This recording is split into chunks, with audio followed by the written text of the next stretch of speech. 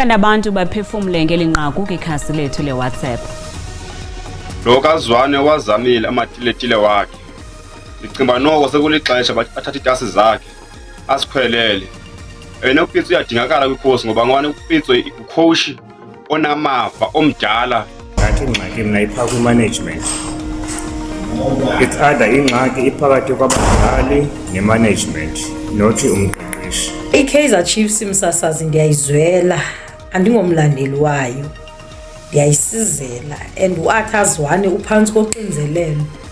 Ii-players ziyatshintshwa, ii-players ziyathengiswa, ii-players kukhangelwa abantwana abanesakhono esitsha. Umonakalo awukabikho mkhulu kangako qha uba angadlalisa ii-players kwiindawo ezifanelekileyo.